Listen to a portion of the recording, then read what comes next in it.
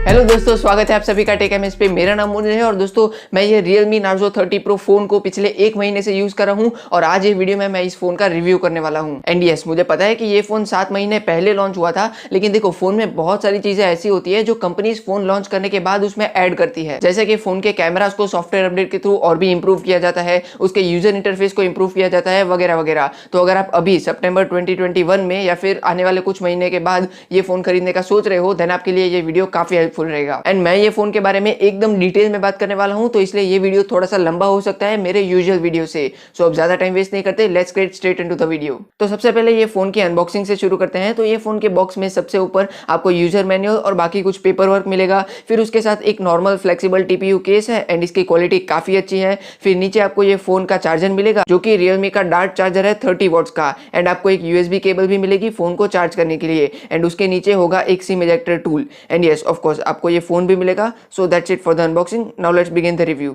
तो ये फोन का रिव्यू शुरू करते हैं इसके बिल्ड क्वालिटी, डिजाइन और लुक्स के बारे में बात करके। तो ये फोन में आपको प्लास्टिक बैग मिलता है, ग्लास बैग नहीं है। बट एक चीज अच्छी है कि ये मैट फिनिश वाले डिजाइन के साथ आता है एंड इसीलिए इसमें फिंगरप्रिंट्स जल्दी से नहीं दिखते हैं। और ये फोन में आपको काफी सिंपल लुक्स मिलते हैं। सिर्फ फोन के बॉटम कॉर्नर में नार्जो की ब्रांडिंग है। तो जैसे बाकी कुछ Realme के फोन में काफी अट्रैक्टिव लुक्स होते हैं, वैसा लुक्स ये फोन में आपको नहीं मिलेंगे। बट देखो, लुक्स को लेकर मैं ना ये फोन की तारीफ करूंगा ना ही इसकी बुराई करूंगा, बिकॉज सबकी अपनी अपनी प्रेफरेंस होती है। किसी को अट्रैक्टिव लुक्स अच्छे लगते हैं तो किसी को सिंपल लुक्स अच्छे लगते हैं। और वैसे भी ज्यादातर लोग फोन को केस लगाकर यूज करते हैं तो फोन के लुक्स वैसे ही ढक जाते हैं। सो ये फोन के लुक्स अच्छे हैं या नहीं वो डिपेंड करता है आपकी प्रेफरेंस पे। और एक चीज से मैं काफी सरप्राइज था कि ये फोन काफी ज्यादा लाइट वेट और काफी ज्यादा स्लिम है। बिकॉज मैंने सोचा था कि 5000 mAh की बैटरी है तो इसलिए फोन थोड़ा सा थिक और थोड़ा सा हैवी होगा, लेकिन ऐसा नहीं है। Realme ने काफी अच्छे से इसमें थिकनेस और वेट को बैलेंस किया है। और मे बी इसका रीजन ये भी है कि इसमें प्लास्टिक बैग है, बिकॉज अगर ग्लास बैग होता तो वो फोन को थोड़ा और हैवी बना देता। और अब अगर इसके फिजिकल ओवरव्यू की बात करें तो फोन के टॉप साइड में सिर्फ सेकेंडरी माइक्रोफोन है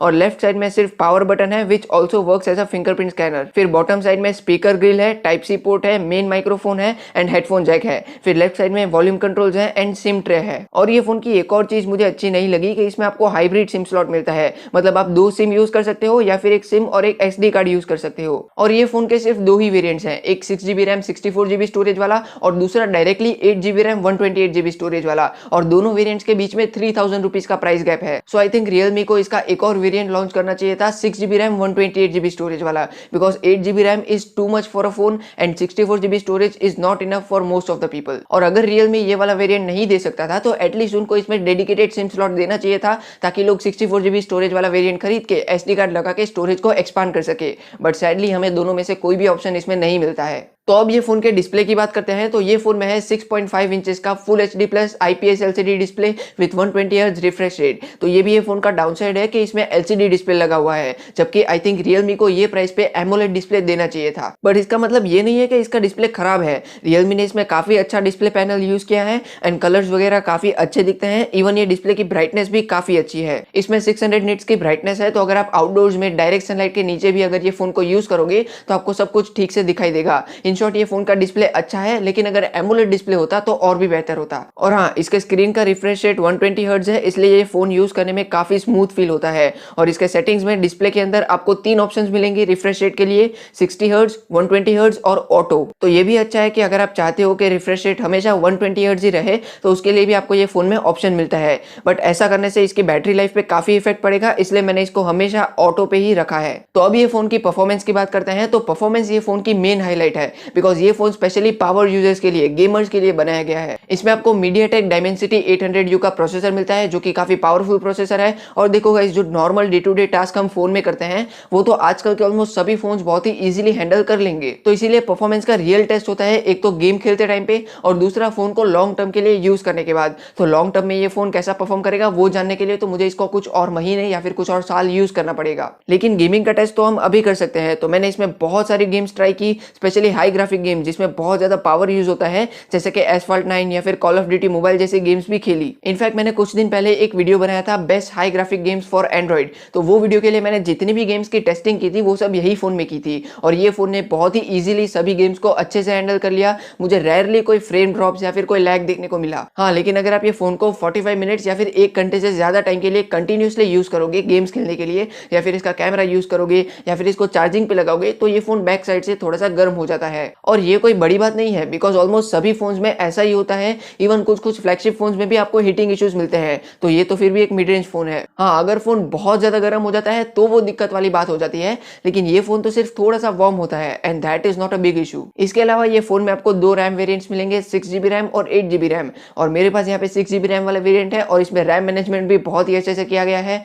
एंड इसमें आपको 120Hz रिफ्रेश रेट वाला स्क्रीन मिलता है, तो इसलिए फोन यूज करने में भी काफी स्मूथ फील होता है। और अगर बेंचमार्क स्कोर्स की बात करें तो मुझे ये फोन में Antutu स्कोर मिला अराउंड 3,91,000 और Geekbench पे सिंगल कोर का स्कोर है अराउंड 600 और मल्टी कोर का स्कोर है 1780। तो वैसे तो स्कोर्स काफी अच्छे हैं, लेकिन बेंचमार्क से ज्यादा जरूरी है फोन की रियल वर्ल्ड परफॉर्मेंस, और वो कैसी है वो तो मैं आपको ऑलरेडी बता चुका हूँ। इसके बाद अगर ये फोन के बैटरी की बात करें तो इसमें 5000 mAh की बैटरी है और मेरे ये फोन को बहुत ही हैवी यूज करने के बाद भी मेरा पूरा दिन निकल जाता था बिना फोन को चार्ज किए। इनफैक्ट दिन खत्म होने पे मेरे पास अराउंड 15 to 20% बैटरी बचती थी। तो अगर आप एक कैजुअल यूजर हो तो ये फोन की बैटरी इजीली 1.5 डेज तक चल जाएगी और इवन आपको 2 दिन तक का बैटरी बैकअप भी मिल सकता है। अभी मैं स्क्रीन पे कुछ स्क्रीनशॉट शेयर कर रहा हूँ जिसमें आप ये देख सकते हो कि ऑन एन एवरेज मुझे अराउंड 7 आवर्स का स्क्रीन ऑन टाइम मिल रहा था ये फोन में, विच इज वेरी गुड। और जैसे मैंने कुछ देर पहले कहा था कि मैंने इसके स्क्रीन रिफ्रेश रेट को ऑटो पे सेट किया है और इसीलिए मुझे इतना बैटरी बैकअप मिला। तो अगर आप ये फोन की स्क्रीन को 60 हर्ट्ज पे सेट करोगे तो आपको थोड़ा और बैटरी बैकअप भी मिल सकता है, लेकिन अगर आप इसको 120 हर्ट्ज पे सेट करोगे तो आपको थोड़ा कम बैटरी बैकअप भी मिल सकता है। एंड इसमें इतने अच्छे बैटरी बैकअप का रीजन 5000 mAh की बड़ी बैटरी तो है ही, लेकिन आई थिंक इसका थोड़ा सा क्रेडिट इसके प्रोसेसर को भी जाता है बिकॉज इसमें जो Dimensity 800U का प्रोसेसर लगा हुआ है वो 7 नैनोमीटर वाला प्रोसेसर है एंड इसीलिए ये काफी पावर एफिशिएंट प्रोसेसर है। और अगर चार्जिंग की बात करें तो ये फोन के बॉक्स के अंदर आपको 30 वॉट्स का फास्ट चार्जर मिलेगा जो कि ये फोन को 60 मिनट्स में फुल चार्ज कर देता है। और अब ये फोन के कैमरास की बात करते हैं तो फोन के बैक साइड में आपको ट्रिपल कैमरा सेटअप मिलता है। 48 मेगापिक्सल का मेन कैमरा, 8 मेगापिक्सल का अल्ट्रा वाइड कैमरा और 2 मेगापिक्सल का मैक्रो कैमरा, और फ्रंट साइड में आपको 16 मेगापिक्सल का सेल्फी कैमरा मिलता है with a punch hole design. और ऑनेस्टली मैंने ये एक्सपेक्ट नहीं किया था कि इसमें कैमरास अच्छे होंगे बिकॉज ये फोन स्पेशली पावर यूजर्स और गेमर्स के लिए बनाया गया है और गेमिंग फोन्स के अंदर कैमरास पे ज्यादा फोकस नहीं किया जाता। बट जब मैंने ये फोन में फोटोज क्लिक किए तो आई वॉज सरप्राइज्ड बिकॉज ये फोन का कैमरा काफी अच्छा है। अभी मैं आपको स्क्रीन पे कुछ फोटोज दिखा रहा हूँ जो कि मैंने इसी फोन के कैमरा से क्लिक किए हैं एंड साइड में मैंने ये भी लिख दिया है कि कौन सी फोटो कौन से सिनेरियो में और कौन से कैमरा से क्लिक की गई है। तो चाहे आप बात करो डे लाइट फोटोज की, लो लाइट फोटोज की, डायनामिक रेंज की, कलर्स की, अल्ट्रा वाइड कैमरा की, माइक्रो कैमरा की, हर एक जगह पे ये फोन बहुत ही अच्छी फोटोज लेता है। इवन इसका फ्रंट कैमरा भी काफी अच्छा है, बस अगर थोड़ी सी और शार्पनेस होती फ्रंट कैमरा में तो और भी मजा आ जाता। एंड ये फोन में आपको जो स्टॉक कैमरा ऐप मिलती है वो भी काफी अच्छी है, उसमें बहुत सारे फीचर्स हैं एंड फोटोज क्लिक करने के बाद उसकी जो इमेज प्रोसेसिंग होती है वो भी ये फोन में काफी इंप्रेसिव है। इसके कैमरा में सिर्फ 2 प्रॉब्लम्स मिली मुझे। नंबर 1, इसमें 4K 60 FPS का सपोर्ट नहीं है एंड नंबर 2, इसका मैक्रो कैमरा सिर्फ 2 मेगापिक्सल का होने की वजह से उसमें शार्पनेस बहुत कम है। बट ओवरऑल इसका कैमरा काफी अच्छा है और मैंने जितना एक्सपेक्ट किया था उससे तो कई ज्यादा अच्छा है। इसके बाद ये फोन के सॉफ्टवेयर की बात करते हैं तो जब मैंने ये फोन को अनबॉक्स किया था तब इसमें Realme UI 1.0 और Android 10 था, लेकिन फोन को अनबॉक्स करने के सिर्फ 1 दिन के बाद मुझे इसमें Realme UI 2.0 और Android 11 का अपडेट मिल गया था। एंड मैं पहली बार Realme UI वाला फोन यूज कर रहा हूँ एंड सो फार मुझे Realme UI काफी अच्छा लग रहा है। And let me tell you कि इसके पहले मैं स्टॉक एंड्रॉइड वाला फोन यूज करता था एंड उसके बावजूद भी मुझे Realme UI अच्छा लग रहा है। दिक्कत सिर्फ एक ही है कि ये फोन में आपको थोड़ी बहुत एप्स प्री इंस्टॉल मिलती है जिसमें से कुछ एप्स आप अनइंस्टॉल कर सकते हो लेकिन कुछ एप्स अनइंस्टॉल नहीं कर सकते। सो यही एक प्रॉब्लम है, other than that it's pretty good. और अब ये फोन के बाकी कुछ फीचर्स की बात करते हैं तो ये फोन में आपको साइड माउंटेड फिंगरप्रिंट स्कैनर मिलता है जो कि काफी फास्ट और काफी एक्यूरेटली काम करता है। 99% ऑफ द टाइम सिर्फ एक बार टच करने से ही फोन अनलॉक हो जाता है और इसमें आपको फेस अनलॉक का ऑप्शन भी मिलता है और वो भी काफी अच्छे से काम करता है। लेकिन ऑनेस्टली मैंने फेस अनलॉक को ज्यादा यूज नहीं किया बिकॉज इसका फिंगरप्रिंट स्कैनर ही इतना अच्छा है, तो इसलिए फेस अनलॉक की जरूरत ही नहीं पड़ी। सिर्फ ये रिव्यू की टेस्टिंग के लिए मैंने उसको थोड़ा बहुत यूज किया था, दैट्स इट। और ये फोन के बॉटम में आपको सिंगल स्पीकर मिलता है। यस, इसमें स्टीरियो स्पीकर नहीं है, सो ये भी ये फोन की एक कमी है बिकॉज इसकी प्राइस को कंसीडर करते हुए और ये कंसीडर करते हुए कि ये एक गेमिंग सेंट्रिक फोन है, सो आई थिंक Realme को इसमें स्टीरियो स्पीकर्स देने चाहिए थे एंड इसके स्पीकर की क्वालिटी भी आई थिंक और थोड़ी बेहतर होनी चाहिए थी। And don't get me wrong, इसकी क्वालिटी बहुत बुरी भी नहीं है और बहुत अच्छी भी नहीं है, I think it's slightly above average. लेकिन इसका ईयरपीस की क्वालिटी काफी अच्छी है और इसका नेटवर्क रिसेप्शन भी बहुत ही अच्छा है, तो कॉल्स वगैरह लेने में आपको कोई दिक्कत नहीं आएगी। And yes, this phone also support 5G, but मैं आपको यही सजेस्ट करूंगा कि आप 5G को ध्यान में रख के ये फोन को मत खरीदना बिकॉज आई थिंक इंडिया में 5G को आने के लिए और कुछ साल लग जाएंगे। तो जब तक इंडिया में 5G आएगा तब तक शायद आप एक और बार अपना फोन अपग्रेड कर चुके होंगे, अनलेस एंड अनटिल अगर आप ये फोन को 4-5 साल के लिए यूज करने का सोच रहे हो तो अलग बात है। एंड लास्टली, ये फोन में आपको सभी तरह के सेंसर्स मिलते हैं एंड सभी एकदम अच्छे से वर्क करते हैं। सो एट द एंड मेरा फाइनल वर्डिक्ट यही है कि ये फोन 3 तरह के लोगों के लिए खरीदना सही होगा। नंबर 1, वो लोग जो गेम्स बहुत ज्यादा खेलते हैं because this phone is capable to handle very heavy games also. Number 2, वो लोग जो मेरी तरह फोटोज और वीडियोज एडिट करते हैं बिकॉज वीडियो एडिटिंग में भी काफी पावरफुल फोन चाहिए होता है और क्योंकि इसमें IPS LCD डिस्प्ले लगा हुआ है इसलिए वीडियोस और फोटोज में कलर करेक्शन में काफी हेल्प मिलती है बिकॉज LCD डिस्प्ले में आपको कलर्स ज्यादा नेचुरल दिखते हैं। And don't get me wrong, normal public के लिए AMOLED डिस्प्ले ही ज्यादा अच्छा है बिकॉज AMOLED डिस्प्ले में आपको थोड़े से बूस्टेड और सैचुरेटेड कलर्स मिलते हैं एंड जनरली लोगों को वही पसंद आते हैं। बट जब बात आती है वीडियोज या फिर फोटोज में कलर करेक्शन की